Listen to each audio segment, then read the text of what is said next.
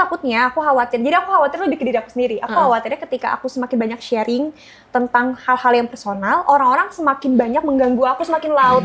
Kalau aku ngerasa ketika aku tidak nge-share lebih banyak lagi, itu juga untuk kebaikan aku supaya nggak makin banyak orang yang berkomentar hal-hal yang sebenarnya nggak seperti itu. Gitu. Oversharingnya itu private life tuh diumbar. Ya. Dan akhirnya terjadilah zaman sekarang kan orang tahu yang namanya sekuritas data ini kan kadang-kadang juga bisa kemana-mana, misalnya KTP dikasih lihat, tiket dikasih.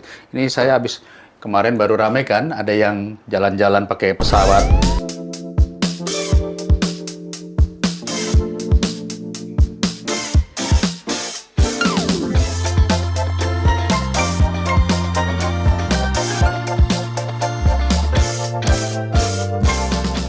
Episode Neandat kali ini kita kedatangan seorang perempuan cantik yang kalau dilihat sepertinya adem sekali ya bagi mata Anda.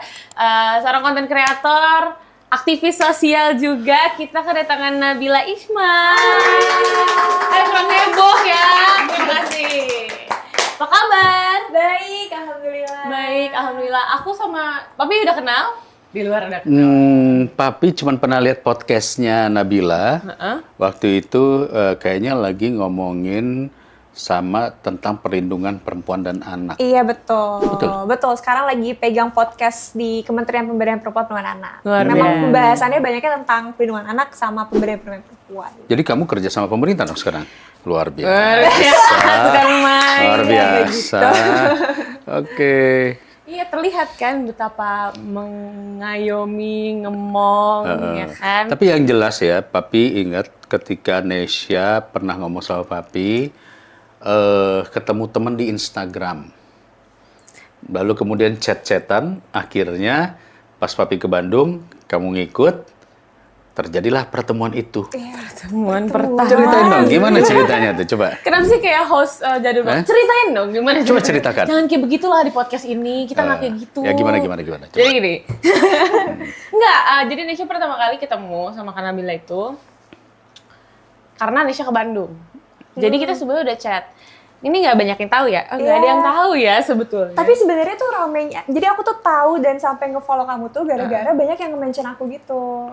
Kak, Kanish tolong hubungin Nesya dong. Ceritanya sama kayak kakak. Jadi banyak yang gitu. Kirain tolong obatin Nesya dong. Terus sih saya juga butuh diobati ya sama. Terus kayak pas banget aku lihat kamu nge-post tulisan aku di story. Oke. Dari situlah aku follow kamu. Soalnya banyak juga yang ngomong ke aku kayak, Kak coba lihat postingannya Nabila Isma, soalnya kayaknya pasti bisa bantu kakak karena kita banyak yang juga kebantu bla gitu. Atau nggak kayak ceritanya mirip ya gitu. Karena dengan pengalaman yang pasti beda tapi sedikit banyak relate dan mirip. Akhirnya dengan Nesya yang udah nggak tahu mau kemana saat itu, dengan yang kayak udah gua nggak tahu nih harus gimana, mungkin akan lebih dimengerti ketika ngobrol sama orang yang punya pengalaman serupa. Akhirnya aku memberanikan diri untuk ngechat duluan aku ya? Iya, siapa dulu nih? Pokoknya aku nge-follow kamu aja, abis itu kamu aku chat. Kamu nge-DM aku. Aku bilang kayak, aku sebenarnya udah pengen reach out dari lama, tapi kayak, apa ya kemarin, kayaknya masih hektik sendiri. Terus kamu juga bilang kayak, iya aku juga pengen reach out kamu.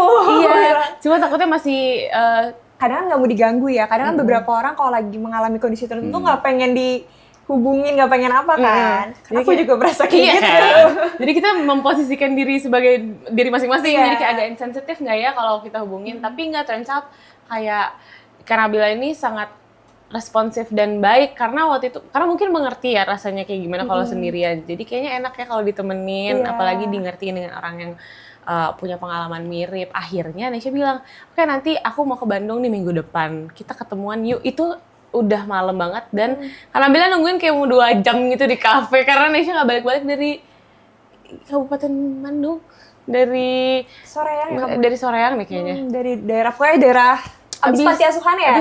Abis dari itu masjid. Iya. Terus akhirnya udah malam banget tapi dia tetap nungguin kan, nyetir lagi kalau nggak salah. Nyetir lagi, tapi karena Nesya bener-bener kayak pokoknya gue harus ketemu karena gue butuh gitu. Terus barulah cerita banyak di situ. Nah pas kita foto banyak banget orang yang kayak, akhirnya kalian ketemu gitu. Jadi banyak yang senang dan ikut lega karena mungkin Nesya akhirnya menemukan kayak ya udah gimana caranya biar lo bisa cerita gitu. Cerita. Iya kayaknya personal banget ya. Papi apa perlu nunggu di luar? Silakan. Ini hostnya kurang jaga masuk. Kita lanjutkan sesi curhat kita, Kita waktu lanjutkan itu yang waktu itu, yang agak panjang dan kita kepotong gara-gara kafenya tutup. Dan kita mesti balik ke Kafe Jakarta. di Bandung kan tutupnya cepet ya kayak Gitu ya? Oh iya, kalau di Jakarta sampai pagi. Gitu. Tapi pada saat itu, Karabila bisa ngomong banyak sama Nesha karena dia sudah melalui proses berdamai dengan dirinya sendiri udah mau 2 tahun kayak waktu itu. Iya, Udah kayaknya setahun lebih sih waktu udah itu. setahun Udah lebih. mau Banyak 2 tahun. pertanyaan-pertanyaan Nesha yang kayak gimana sih caranya ikhlas? Gimana Jadi sih apa gitu. kalian berdua punya pengalaman yang mirip lah ya. Betul. Pengalaman yang mirip mungkin ada orang yang mungkin sangat menjadi apa namanya bagian dari hidup yang mungkin hilang. Kita nggak mau ngomongin itu, Nes. Kita nggak ngomongin itu. Kita mau ngomongin gimana caranya kalian bisa deal dengan trauma-trauma tersebut. Kalau Nesha, Papi tahu Iya. apa yang dia lakukan, Papi tahu. Kalau kamu bagaimana?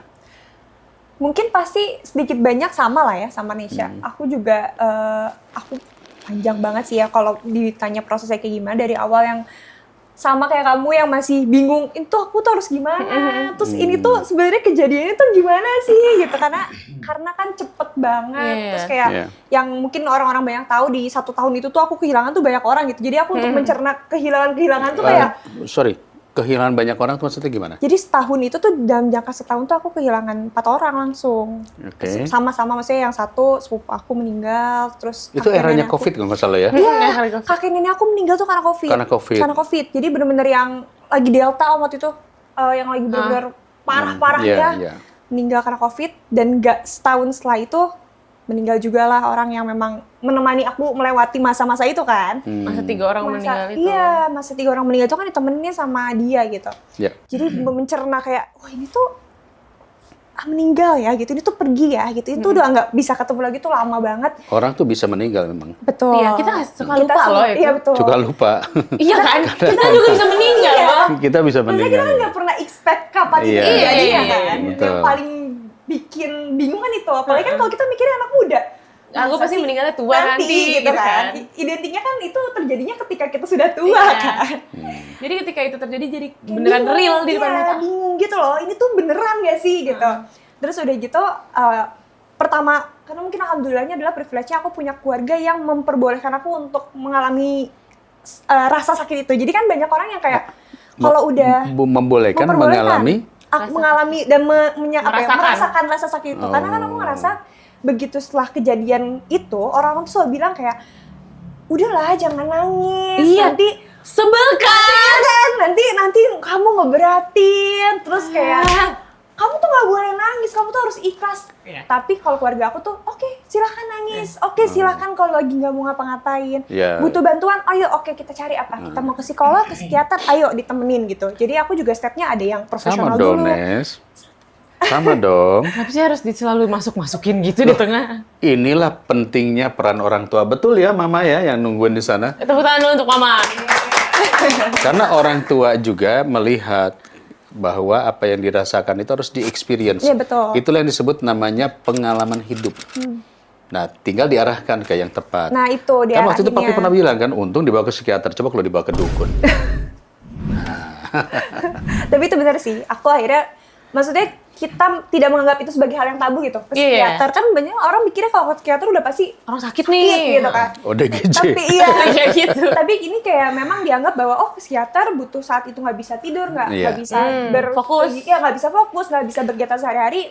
Kalau butuh obat saat itu nggak masalah. Habis itu baru ketemu psikolog. Habis psikolog kok aku masih merasa belum nemu jawaban ya gitu. Akhirnya aku ketemu sama dulu terapis aku, trauma healer dari orang Bali. Oh. Jadi kita belajar tentang releasing Sampai emosi. ke Bali kamu? Tapi kebetulan dia lagi bikin kelas di Bandung waktu Oh, itu. Tapi abis oke. itu akhirnya aku nyamperin ke Bali juga. Iya. Jadi kayak belajar tentang releasing emosinya. Iya, Terus, iya. tapi memang alhamdulillahnya juga orang Bali tapi Muslim juga. Jadi Oke. banyak ngajarin aku dari sisi agamanya juga. Oke. Terus sampai terakhir ke konselor. Jadi memang proses yang panjang banget. Aku bener-bener nyari kesana sini. Berapa lama? Berapa lama? Kayaknya sampai aku bisa bener-bener yang kayak Rilis. rilis banget, yang kayak udah sama sekali tidak merasakan apapun lagi tuh hampir kedua tahun itu sih. Kayak pas ketemu Nisha itu aku udah mulai yang ngerasa. Aku sempat nanya waktu itu, kayak di titik ini tuh rasanya udah gimana? Kayak aku tuh waktu itu lagi sibuk dengan pertanyaan, ini kok semua orang nyuruh gue ikhlas, gimana sih caranya ikhlas? Bener, karena itu tidak dijelaskan. So, habis itu aku nanya, gimana sih? Maksudnya udah ikhlas belum? Gitu. Udah. Menurutku ikhlas tuh begini. Nanti kamu akan menemukan jawabannya sendiri. Iya, itu sih aku tuh ya selama 2 tahun itu selain mencari jawaban sembuh, gimana cara aku bisa sembuh, tapi aku nyari jawaban ikhlas tuh sebenarnya apa? Yang kita bahas waktu itu kan, kayak definisi ikhlas orang tuh kan jangan nangis, jangan ini, jangan itu gitu. Tapi aku juga nemuin definisi lain yang ternyata memuaskan diri aku dan aku rasa aku udah nemuin itu dan aku udah nyampe di titik itu gitu. Oke, kamu pernah cerita dalam sebuah media yang mengatakan bahwa kamu mencoba datang ke psikolog dan sebagainya, tapi kamu merasa kurang pas. Iya. Nah, yang ketemu orang Bali ini yang lebih pas, ada metode apa yang kira-kira berbeda? Jadi ngomongin metode nih ya. Tapi sebenarnya lebih ke arah mungkin namanya Paredi, terapis aku tuh. Paredi tuh ngajarin aku untuk menemukan makna dari setiap hal yang terjadi. Mungkin itu yang akhirnya memuaskan diri aku ya. Kalau psikolog kan kita bicara teori. Kalau ke psikiater kita bicara instan ya, minum obat segala macam. Kalau itu aku diajarin untuk kayak kita masuk, kita deep ke dalam setiap peristiwa yang terjadi, kira-kira apa sih pemaknaannya gitu. Kira-kira dari kenapa sih itu harus terjadi gitu. Kita walaupun ngerasain sakit dulu ya karena harus ngerimain semua, tapi habis itu aku kayak menemukan ini ya jawabannya. Aku bisa ikhlas karena aku udah tahu emang rahasia Tuhan tuh ngasih kejadian ini di hidup aku tuh ya ini gitu. Itulah yang Nisha bawa dari Nabila sampai Nisha balik ke Jakarta. Jadi sebelum aku ketemu kamu tuh aku nggak tahu nih maksudnya kalau bawa kita harus berpikir seperti itu. Kayak kenapa ini terjadi berarti harusnya karena ini terjadi maksudnya tuh ini terjadi maksudnya ini. Terus kamu bilang one day kamu akan menemukan jawabannya, mungkin nggak hari ini nggak besok. Tapi minta jawabannya karena pasti akan datang ke kamu, nggak apa-apa. Terus dia bilang, nggak apa-apa mempertanyakan apa yang terjadi. Karena orang suka bilang, jangan mempertanyakan takdir ini, itu, karena memberatkan dan lain sebagainya. Tapi kalau kita nggak nanya, bukan mempertanyakan dan menyalahi itu, tapi kayak, kenapa sih ini ya terjadi, maksudnya apa ya, gitu. Kalau kita nggak nanya gitu, itu jawabannya nggak akan pernah muncul, dan kita tidak akan pernah merasa, oh jadi tuh ini makna dari kejadian itu. Jadi bukan kayak dipaksa, tapi kita memang mau gitu untuk nerima ini semua. Kan kadang kita dipaksa untuk nerima ya, ini emang udah terjadi terima gitu. Tapi kan kalau kita tahu maknanya, kita jadi memang yang, oh ya emang ini emang harus terjadi. Iya, dan gitu. itu harus dirasakan. Ketika kita denial, akan semakin sakit dan semakin berat. Berat, betul. Gitu. Itu metodenya. Itu sih. Ada cerita begini. Ada cerita bahwa orang itu kepengen punya badan berotot, tapi nggak mau sakit. Pada saat ototnya pecah. Oh iya. Kan kalau orang fitness itu, itu pada dasarnya memecahkan otot. Sehingga otot itu berkembang, akhirnya menjadi doubling. Jadi no pain, no gain. Jadi pada dasarnya experience dalam hidup itu adalah memperkuat diri kita untuk lebih ibaratnya ototnya atau pengalaman hidupnya itu menjadi lebih kuat lagi. Dan yang paling penting adalah ada yang disebut sebagai knowledge atau wisdom yang kalian temukan. Nah, proses itu, pemecahan hati, otot, perasaan, itu mengakibatkan kalian menemukan wisdom. Nah, wisdom itu yang menjadikan kamu akhirnya, saya harus membantu orang lain sekarang. Betul kan? Benar. Nah, jadi pertanyaan saya adalah, kenapa tiba-tiba beralih menjadi ingin membantu orang lain? Nah, itu sebenarnya aku tuh sebenarnya dari dulu memang karena aku bergeraknya di bidang sosial, jadi memang sebenarnya dari dulu. Jadi awalnya tuh sebenarnya kalau orang-orang banyak taunya aku memang awalnya content creator, model segala macam, tapi sebenarnya awalnya tuh aku memulai sebagai aktivis sosial. Apa itu? Dari kecil itu aku udah masuk ke Forum Anak. Jadi Forum Anak tuh organisasi di bawahnya Kemen PPA dulu tuh. Jadi nyambung sampai sekarang. Jadi dulu tuh aku selalu pengen bergerak di bidang perlindungan anak lah gitu. Jadi dulu aku ikut Forum Anak, terus berjenjang dulu sampai jadi wakil ketua Forum Anak Nasional, terus di ASEAN juga aku waktu umur berapa itu? Aku nggak mulai kayaknya umur 10 tahunan gitu deh. Dari kecil. Iya, 2011-an gitu ya, 10 tahun. Terus mulai berjenjang sampai Jadi memang terus dulu aku tuh punya inisiatif untuk namanya aksi CDF Metamorfosa. Kita ngumpulin anak-anak komunitas, kan kalau di Bandung banyak anak geng tuh. Film Dilan gitu lah, ya kan. Nah, itu aku ngumpulin Geng anak-anak atau geng anak remaja? Anak-anak remaja lah, anak sekolahan, Oke. geng-geng gitu. Ya kayak di film gitulah persis. Aku kumpulin mereka, terus kita bikin kegiatan bareng-bareng. Gimana caranya pengalihan nih supaya mereka tidak melakukan hal-hal yang negatif. Jadi kita buat hal yang positif. Terus Mereka mau tuh kayak gitu? mau di Bandung sih, mau ya. Terus udah gitu kita bikin kayak Belum pernah ke Jaksel. tidak ikut saya. Terus udah gitu aku bikin gerakan konseling sebaya. Jadi sebenarnya dulu aku punya gerakan konseling sebaya. Konseling namanya sebaya. Aksi CDF. Itu Oke. aku dapat penghargaan juga jadi Tunas Muda Indonesia, Ashoka yang change maker itu dari aksi itu. Kalau nggak salah di sekolah tuh ada namanya bukan genre. Iya. Apa namanya ya? Saya lupa Iya ya. kayak semacam konseling sebaya gitu kan. Kayak Tapi konseling ya- remaja juga di sekolah itu ada. Tapi di sekolah tuh kan nggak banyak yang berjalan. Oke. Terutama di sekolahku dulu kali ya. Jadi aku bikin gerakan itu. Terus dulu sampai diadopsi sama Kementerian Pendidikan, kita bikin bukunya segala macam tentang Oke. si CDF ini. Itu inisiatif siapa? aku. Kepikiran ya? Iya, aku waktu itu kelas 2 SMP. Berarti memang Gue lagi jiwanya nge-mall waktu itu. jiwanya sudah aktivis. Iya, benar. Jiwanya aktivis. Memang ke situ sebenarnya. Jadi waktu udah senang berprestasi. Kamu atlet juga ya? aku Atlet panahan ya? betul. Kenapa pilihannya panahan? Cari yang jarang. Cari yang jarang. Soalnya Oke. dulu aku inget banget kalau zaman aku SMP tuh, aku kan mulai atlet SMP.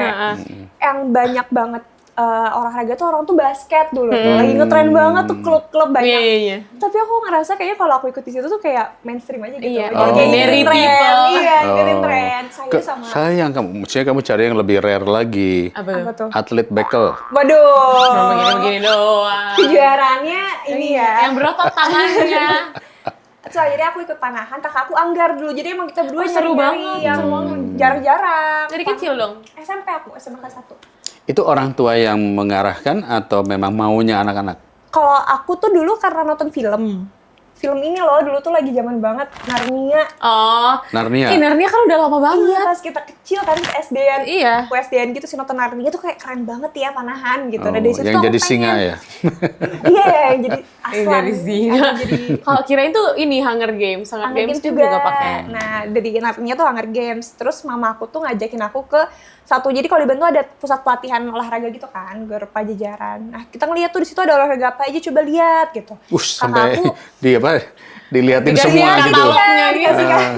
Coba mau apa yang tertarik gitu. Kakakku Anggar. Waktu itu dia seneng banget karena kan Anggar kan kayak Anggar tuh ya. keren. Putih-putih Nesya tuh pingin gitu. sebenarnya Terus Anggar. kakakku nonton di film juga Anggar kan banyaknya di Prancis gitu kan. Terus aku kayak panahan dulu sebenarnya karena aku tuh malas gerak, tapi aku pengen olahraga. Udah Kalau gini-gini panahan kan aja diem. gitu kan. Kalau panahan kan diem. Jadi tapi ternyata banyak olahraga, ada latihan fisiknya juga, Iya, jadi sama aja sama kalau aja. bergerak gitu. Tapi akhirnya jadi di panahan. Ya, Masih? sampai level apa?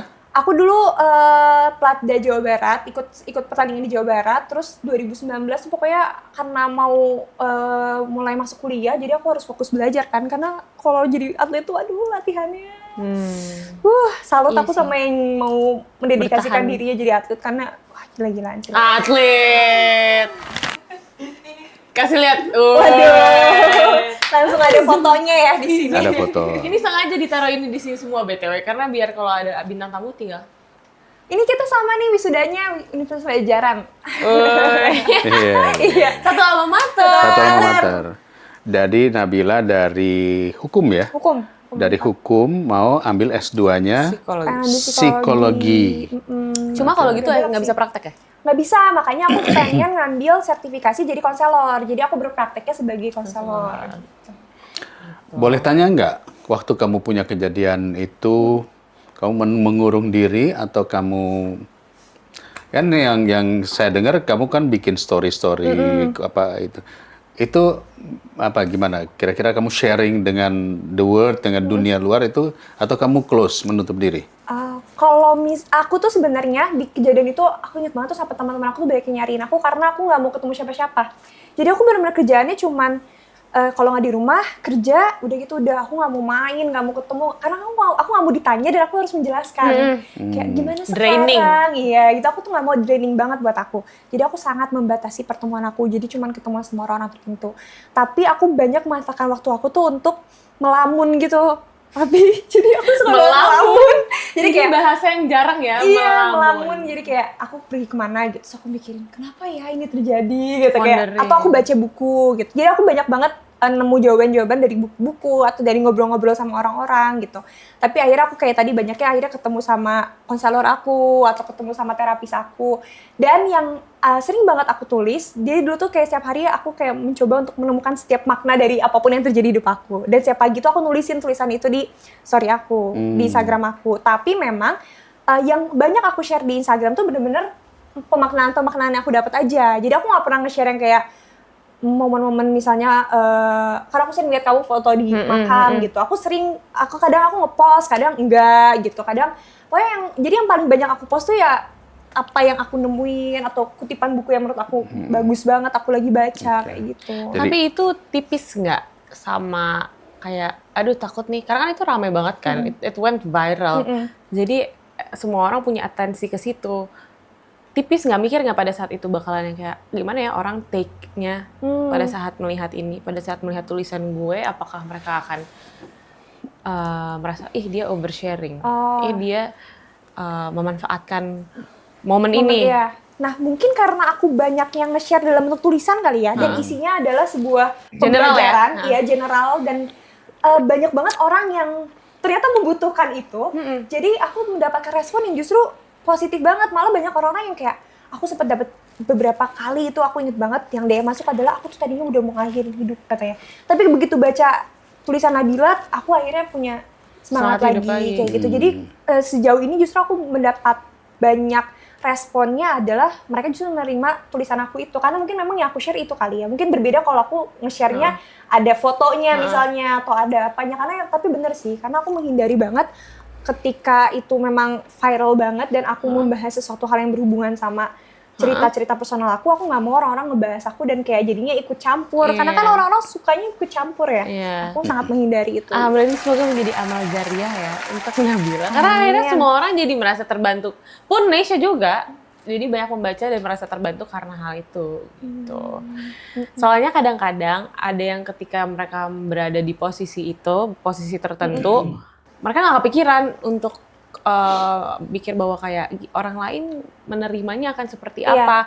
Karena yang penting gue tuh mau sembuh dulu. Itu aku ya. Aku ya.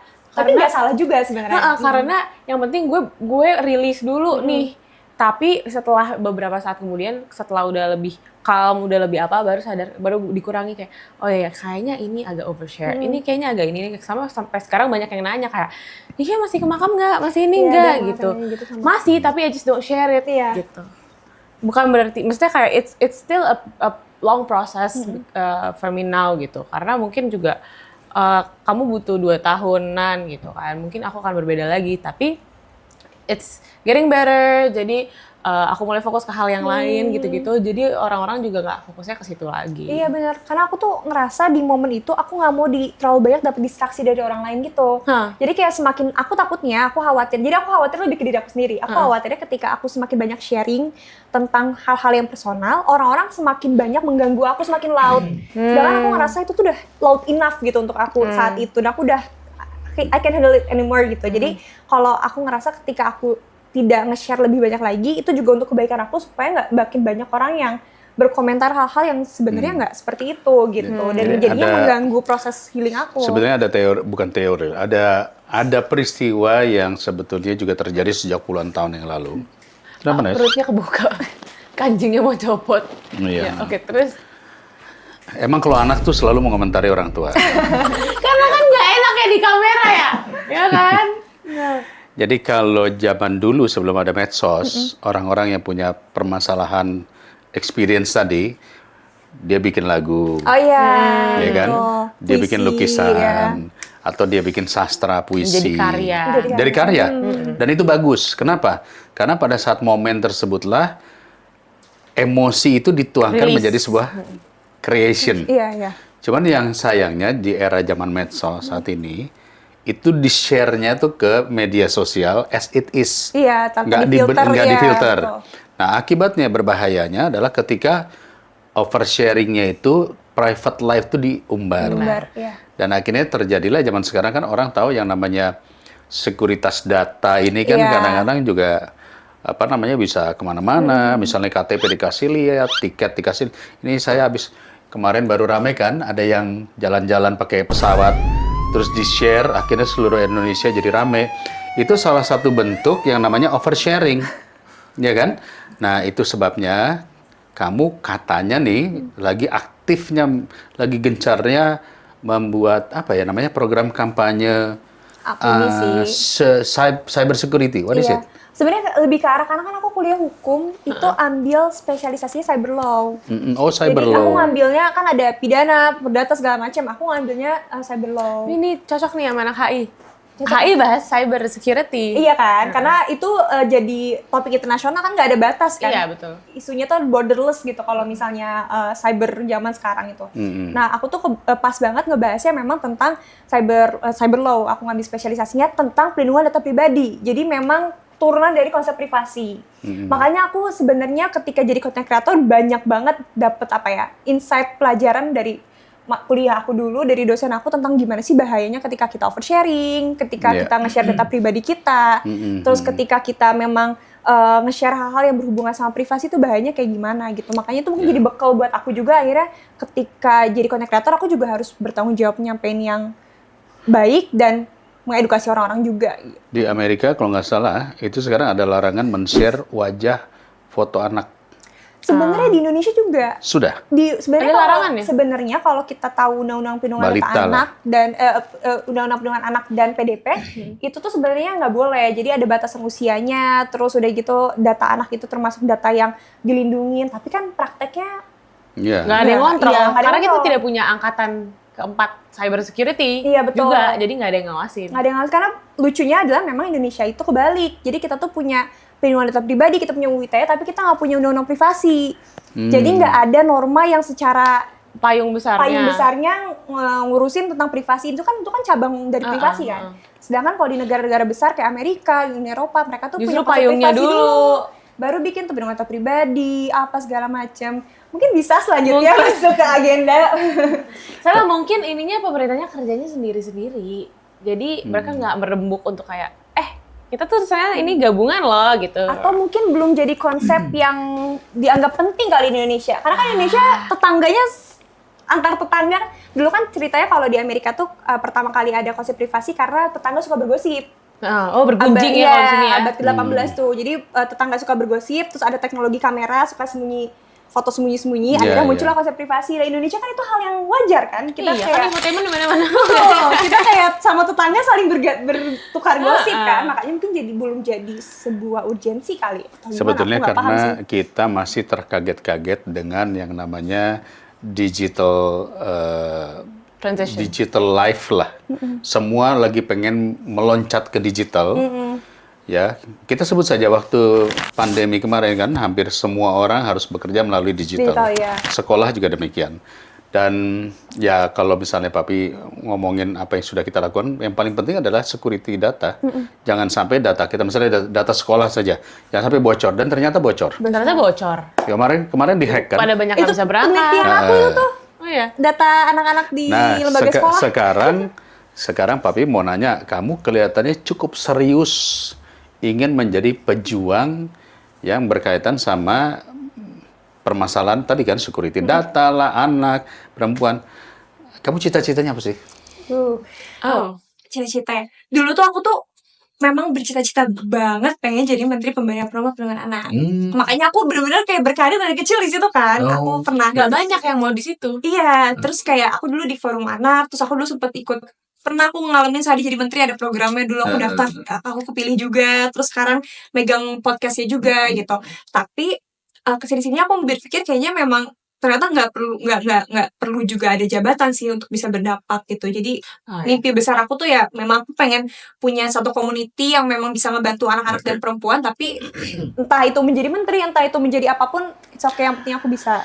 berkontribusi. Nah, ini cerita kita dengan ya waktu dalam episode kemarin-kemarin kita bicara mimpi. manifesting Ya, dreams ya. Kamu sudah melakukan hal yang sama sejak dari kecil. Iya. Konsisten. Konsisten. Yang penting itu aja.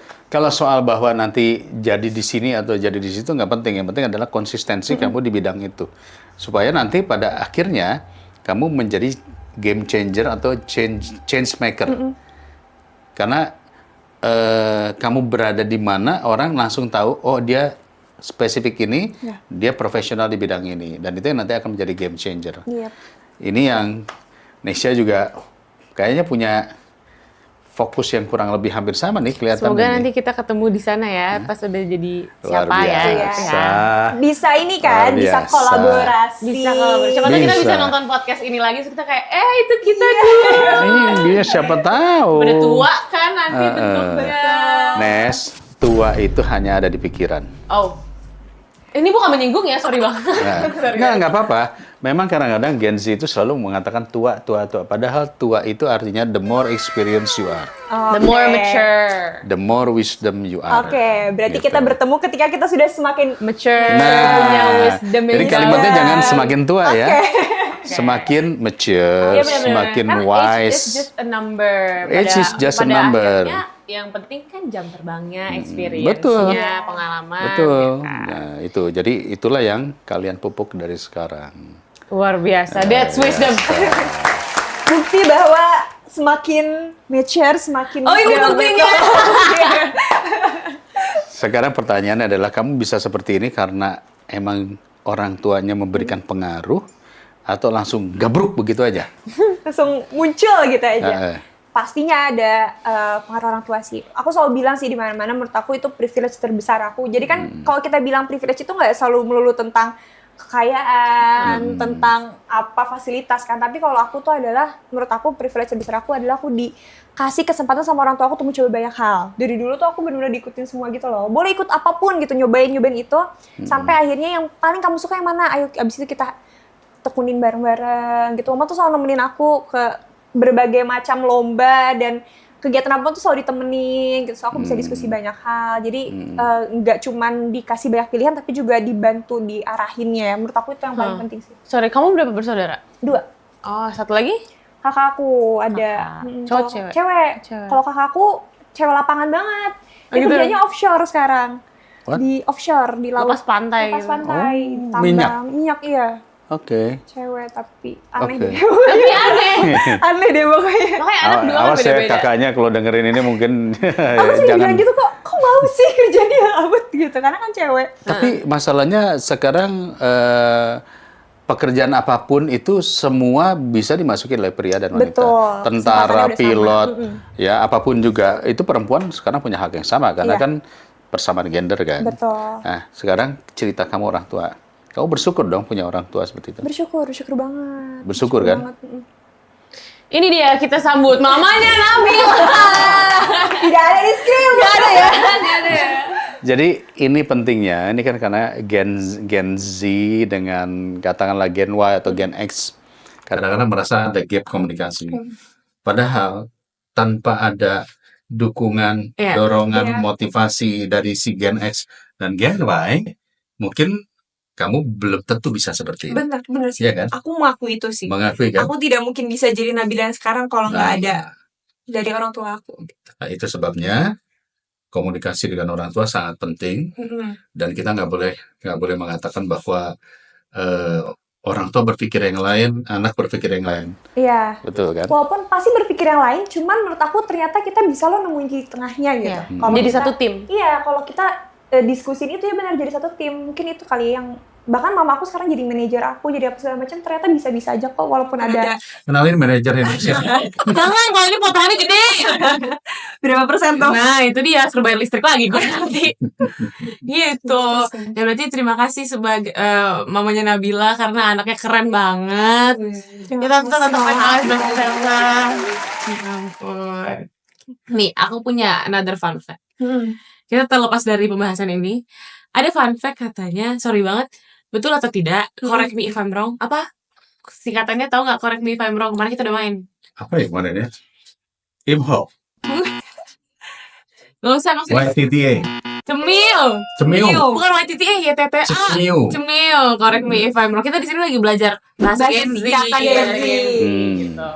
Katanya Kak Nabila ini mengalami disleksia. Benar gak? Iya, itu tuh kayak turunan sih, mamaku juga sama. Oh gitu. Kenapa? Oh itu turunan ya? Iya. Apa tuh? Kayak apa? Boleh dijelasin Jadi, dulu. disleksia tuh kayak kemampuan ketidakmampuan kita dalam berbahasa, bukan berbahasa, sebenarnya berbahasa sih dengan baik gitu. Jadi kayak kalau kita ngelihat huruf tuh kadang hurufnya kebalik-balik gitu. kebalik-balik, atau misalnya kayak kalau kita huruf A mirip sama D gitu. Jadi kita ketuker bacanya. Oh, nggak atau apa-apa. Itu kayak sebanyak. gitu sih. Saya juga gitu. Apaan? Disleksia terhadap angka. Emang iya? Ya, jadi kalau ngelihat pembahasan anggaran tuh angka Ya gitu. itu mah bukan Berbeda. disleksia ya. Beda itu ya. Itu tiba-tiba Langsung maunya hilang semua. gitu. Langsung goyang gitu. Saya nggak kuat, saya nggak pasti mau keluar dari sini. Hati gitu ya. Wah. Beneran. Oh iya? Jadi gambarnya tuh goyang. Iya, aku Gitu juga nggak? kayak gitu. Iya kan? Iya. Mungkin itu karena papi udah ada trauma di dalam hati. Karena mungkin dulunya papi nggak suka pelajaran mungkin Matematika. akunting, matematika atau apa. Jadi dia langsung ngeblok aja gitu. Jadi nggak bisa bahas anggaran. Kalau bahasa anggaran jujur kurang jago lah. Jadi pimpinan yang lain aja ya. Biar yang lain aja. Diserahkan. Daripada saya salah ngomong. Iya kan suka gambarnya goyang. Kalau disleksia itu kebanyakan genetik. Jadi memang bawaan lahir gitu. Biasanya turunan. Nah, aku tuh disleksia sama sih kayak gitu. Jadi kadang kayak masalah baca, yang dibaca apa, yang dikeluarin apa, yang dipikirin apa, yang keluar apa. Terus kayak baca tuh hurufnya berantakan gitu. Oh. Ganggu pekerjaan nggak itu? Karena udah tahu cara untuk menghandle-nya, jadi enggak sih.